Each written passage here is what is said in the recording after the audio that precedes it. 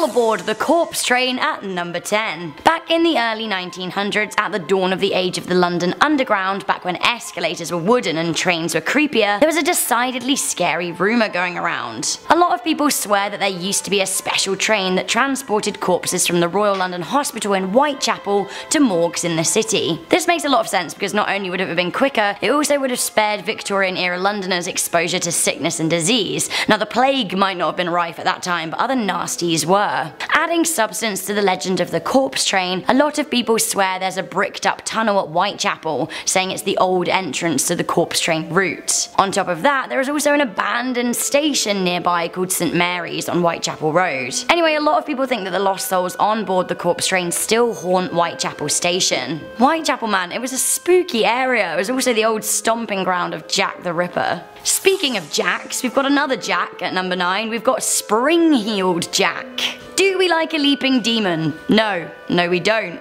Say it with me now. This beastie was an urban legend back in Victorian-era London. Why they needed urban legends when they had legit killers and nasty illnesses, I don't know, but hey, those Victorians needed to get their rocks off somehow. Reports of Spring-Heeled Jack popped up in 1837 amid a spate of weird attacks around Clapham Common. Mary Stevens was walking to Lavender Hill through the park when a figure leapt out at her. He kissed her and ripped off her clothes with claws. Mary described him as cold and clammy. The girl's screams caused the man-like creature to spring away. The next day, a man fitting the attacker's description was seen jumping in front of a carriage, causing it to crash. He then reportedly escaped by jumping over a 9-foot wall whilst laughing, garnering him the name Spring-Heeled Jack in the media. The light-footed devil was officially recognised by the Lord Mayor of London on the 9th of January 1838. Further sightings and reports cropped up in newspapers, including a much publicised attack on the 19th of February. This attack happened on 2 women, and one described him as vomiting blue and white flames while his eyes resembled red balls of fire. Goodness gracious. My favourite is the 1867 illustration of the devil, it's pretty good.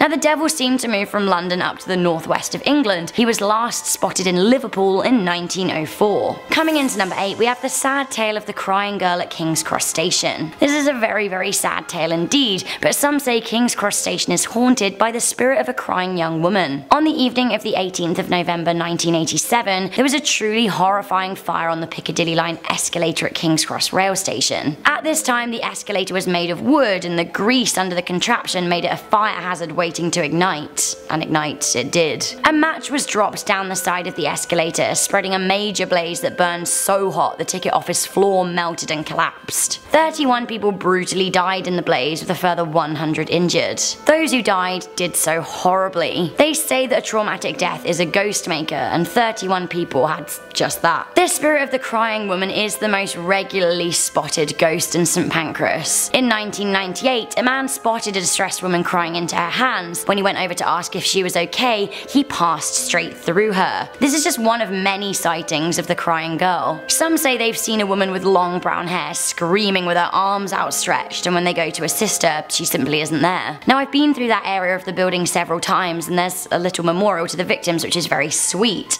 I've never seen a ghost, but I have to admit there is a kind of stomach-wrenching sadness that fills me every time I walk down that corridor. Coming into number 7, we have the Phantom Bus. Around Cambridge Gardens in Ladbroke Grove, there is a rogue number 7 bus that haunts the streets at 1:15 AM. A night bus. Hands up all the night bus warriors of London town out there. Oh my god, the night bus. In the days before the late night tube, the night bus was the only way to get home, and honestly, it was a pretty savage place to be at 1 AM. Anyway, I digress. The only savage in this story is the Phantom Bus. The otherworldly apparition came about in 1930 when it caused a nasty accident. A driver was motoring down the road when he swerved to avoid something oncoming. The man then crashed his car into a wall and died as his car burst into flames. Eyewitnesses say they saw a bright red London double-decker bus with the number 7 on it hurtling down the road. The dead driver swerved out of its path. Police investigated, but they found no scheduled bus at that time of night, and and the area didn't have a number 7 bus on its route at all. More accidents happened in the same spot with remarkably similar eyewitness accounts. The same number 7 bus, same out of control careering down the road. Okay, I love this one at number 6. We have Sir Francis Bacon and a half-plucked chicken. This won't be the last time that Highgate is mentioned on this list. The ghost of famous English philosopher Sir Francis Bacon is said to haunt Pond Square in Highgate, North London. His ghost is accompanied by a chicken, because why not? Now, Sir Francis Bacon died after catching pneumonia when he tried to stuff a chicken with snow in the street in order to experiment with freezing as a way of preserving meat. The events of the 17th century clearly had an impact on the area, and many people have reported seeing bacon and a fowl running amok around Pond Square. Most famously, a couple in the 1970s were snogging on a bench when their kissing sesh was disturbed by a rogue chicken that seemed to disappear into a wall. Coming into number 5, we have the headless ghost of Tower Green. Tower Green is within the Tower of London, and to be honest, the ghost of the Tower of London could make up the entire 10-point list. So I'm gonna go and keep it simple with a lesser known ghost of the castle. Who am I talking about? I'm talking about Lady Margaret Pole, the 8th Countess of Salisbury. It seems her son offended King Henry VIII, but he was out of the country, so he exacted his revenge on his mother instead.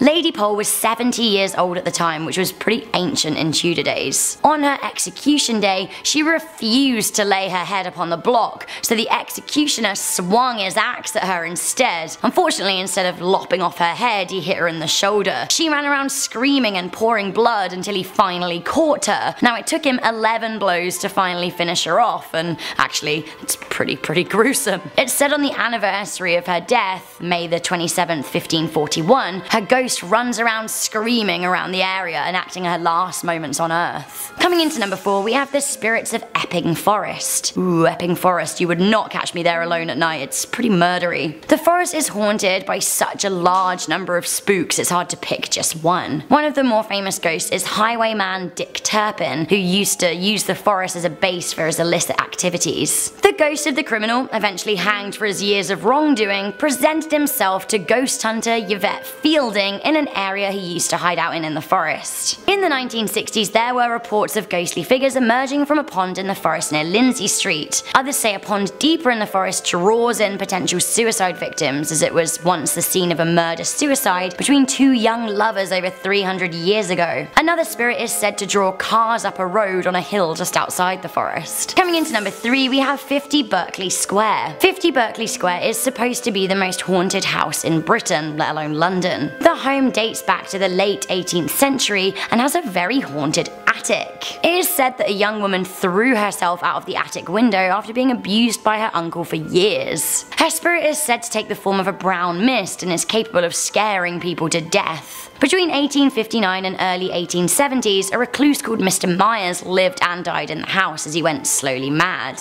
People who have stayed at the property, including Lord Lyttelton, have claimed to have seen the ghost aplenty. Lyttelton even shot at one once. The house was a particular focal point in the late 1800s when Mayfair magazine ran a piece about a maid who went mad and died after working at the house. Also, there were stories of 2 sailors dying emerging at the property. The property is currently the oldest unaltered building in London, and with private owners, little is known about the latest hauntings. Coming into number 2, we have the most haunted theatre in London. The stories of the Theatre Royal Drury Lane have gone on for centuries. There are so many urban legends here. Now, the theatre is the oldest theatre in London as well as being the most haunted. It's been on the same spot since the 16th century, but it has burned down twice. Now, theatres are highly emotional places and are regularly at the centre of hauntings. Drury Lane has a whole bunch of ghosts, including a mysterious man in grey, a famous clown Joseph Grimaldi, pantomime dame Dan Leno, and some say that Madame Two Swords herself sits in the aisle cradling a waxwork head. I worked in London theatres, and a number of my friends at the Theatre Royal Drury Lane had experienced the man in grey firsthand. Now, apparently, seeing him on opening night of a new show is supposed to be very good luck, and he reportedly appeared on the first night of Miss Saigon, one of the most successful musicals to ever run on the West End and Broadway. The man in grey loves the theatre and is said to regularly shush noisy patrons. The ghost of the clown is less helpful, however. He's said to kick actors on the stage. Get out of here, Grimaldi. Finally, at number 1, we have possibly the most talked about London legend. We have the urban legend of the Highgate vampire. The Highgate vampire is one of the most popular and credible London urban legends. Practically everyone who lives in the city or has ever lived in the city knows about it. The Highgate vampire caused a media stir in the 1970s when there was a slew of supernatural activity in Highgate Cemetery in London. The legend started on a cold December night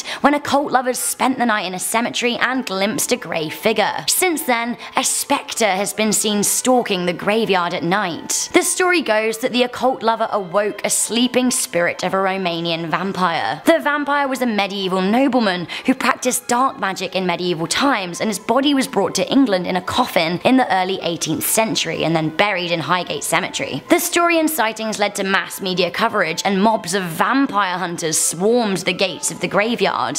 It seems the ghostly apparition may live on. The so-called vampire was last spotted in 2016 and was possibly caught on camera in 2012. Starting off at number 10 now, we have the corpse train. Now, according to London folklore, in the early 1900s there was a train that ran underneath the city, and it was only for dead people. Back then, London's hospitals and morgues were struggling to deal with the vast amount of people that were dying from poverty and disease. They decided to transport the bodies out of the city, but knew that they couldn't do it overground without disturbing a lot of people. So they used an existing train line to load the bodies onto. The train ran just the other side of a wall from the normal daily service, where unsuspecting Londoners were getting on and off their trains unaware of the nearby bodies. Next up at number 9 now, we have the suicide pool. This one comes from Epping Forest near Essex. The story goes that years ago, a young couple in love were followed to a pond in the forest by the girl's father. When the couple finally embraced, the father leapt from the trees to confront the boy. The fight got out of hand, and the father ended up killing the boy in a rage at the edge of the pool. The waters then turned black.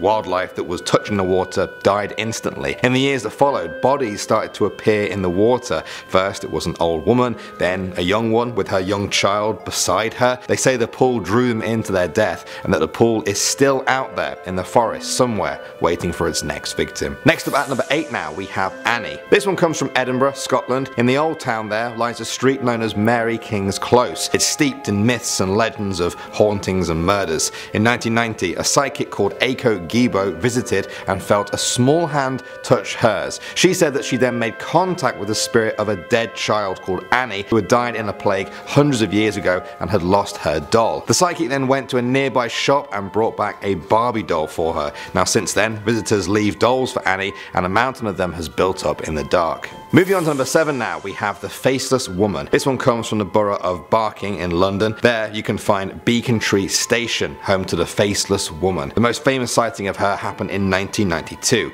A station supervisor reported that on one night he heard the handle of his office door rattle. Outside on the platform stood a woman. She had blonde hair, she wore a very pale dress and just stared into the distance. The supervisor approached her, but as he reached out, she turned to him only to reveal she had no face, just darkness where there should be one. Local ghost hunters claim that she is the victim of a train crash that happened there in 1958, which killed 10 people. At number 6 now, we have the Beast. England's Hackney Marshes is known for its sprawling woodland and boggy reed marshes often covered in swirling fog, the perfect setting for this urban legend. The story goes that in 1980, 2 bear carcasses were found in the river. They had been decapitated. People started speculating about who or what could cut a bear's head clean off its shoulders.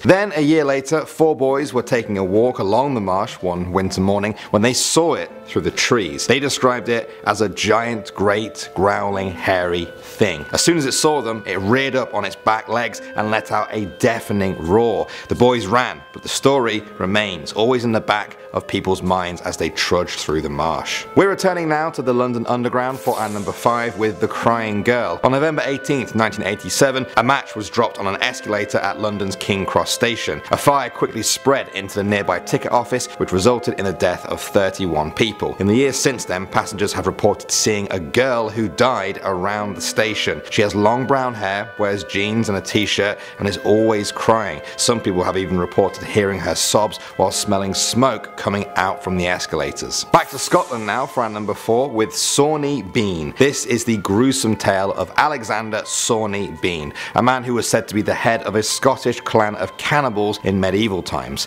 According to legend, the group was made up of his wife, their 14 children and 32 grandchildren, some of whom were born through incest. They lived in a cave by the water and would ambush people on the road at night. They would bring their bodies back to the cave to then dismember and eat them. Any leftovers were pickled in a jar for later. When King James VI of Scotland eventually heard of these murders, he led a manhunt to capture them. The clan was caught and then executed. Some people say you can still find the cave along the Benane Head area of Scotland. Moving on to number 3 now, we have Cane Hill. Some say this is one of the most haunted places in England. It was a mental asylum for over 100 years from 1882 to 1991. It built up a reputation for abandoning some of its patients, hiding them away from the public eye and never truly helping them. Some people say the patients who died left their energy behind there because of their tortured lives. The building was gutted by a mysterious fire in 2010. Perhaps the scariest stories of all are of the faces appearing by the burnt out windows. Next up at number 2 now, we have the House of the Screaming Skull. This one comes from Bettiscombe Manor in Dorset, England. The legend goes that in 1830 a man lived there called John Frederick Pinney. He had a slave that he had brought back from the Caribbean island of Nevis. The man became ill, and on his deathbed he swore he would never rest unless his body was returned home to Nevis. Pinney refused to pay for that expense, and when he died he had the man buried in the local graveyard. After that, ill fortune began to plague the village for months. Screams and cries were heard from the cemetery. At the manor house, windows rattled and doors kept slamming. The body was dug up and brought to the manor house, where today only the skull remains, where it's said to haunt the manor, but the village remains safe. And finally at number 1 now, we have the Hellhounds. Dartmoor is a vast, rocky, windy and mysterious part of England. It's popular among tourists, but everyone who goes there is aware of the legend of the Hellhounds. It's said that a pack of these ghost dogs wanders the moors at night, preying on sheep, and they're not afraid of humans. They've often been described as cat-like, but with the frame of a bear, and very fast. There have been pictures and film taken of them over the years that claim to show glimpses of these hellhounds in action. Many of the locals don't even need that though. They've heard the stories handed down from generation to generation. Some of them even say they've seen the hounds with their own 2 eyes. Starting off at number 10 now, we have the Tulip Staircase Ghost. In 1966, Reverend R.W. Hardy was visiting the Queen's House in Greenwich. There was an old staircase there known as the Tulip Staircase. He decided to take a picture of it. It wasn't until he got his photo developed that he saw this, a figure scaling the stairs that had not been there when he took the picture. The strange hooded figure became known as the Tulip Staircase Ghost. Ghost hunters have now been visiting the site for over 50 years. Many of them have reported strange results from their recording equipment. Looking at that picture, even the most skeptical of people have admitted that the hands and the body do look like an actual person, albeit one that's perhaps locked between the 2 worlds of the afterlife and the Tulip Staircase. Coming at number 9 now, we have Spring-Heeled Jack. In October 1837, a girl called Mary Stevens was said to have been walking through Clapham Common in England when a strange figure leapt at her from a dark alleyway. He began to kiss her face while ripping her clothes off with his claws before fleeing the scene. The next day, the same figure caused a carriage to crash. This time they said that he breathed fire, laughed, and then jumped over a 9-foot high wall. Locals began to call him Spring-Heeled Jack. The following year, a woman called Jane Aslop said that she answered the door to a man claiming to be a police officer who said they caught Spring-Heeled Jack. She brought him a candle, at which point he tore his cloak off, vomited blue and white flames from his mouth while his eyes resembled red balls of fire. He tore at her with his long claws, but she managed to escape. It's been over 180 years since then, but that hasn't stopped the legend of Spring-Heeled Jack from living on. Next up at number 8 now, we have the Highgate Vampire. In 1969, a man called David Farrant reported seeing a ghostly grey figure walking through the Highgate Cemetery. As more reports poured in, another man called Sean Manchester stepped forward to say he knew what the sightings were of, a vampire. Eventually, people began to believe this. Local people went hunting around the cemetery looking for the vampire, armed with crucifixes and heavy wooden stakes. Sean claimed a sleepwalking girl had actually led him to the graves one night to kill the monster. He and David became convinced that a group of Satanists were using the cemetery to summon demons and that the vampire was just one of many. Although the media frenzy has died down now over the years, many locals still swear there's something not right about that cemetery, and so the legend of the vampire lives on. Coming at number 7 now, we have the screams of the dead.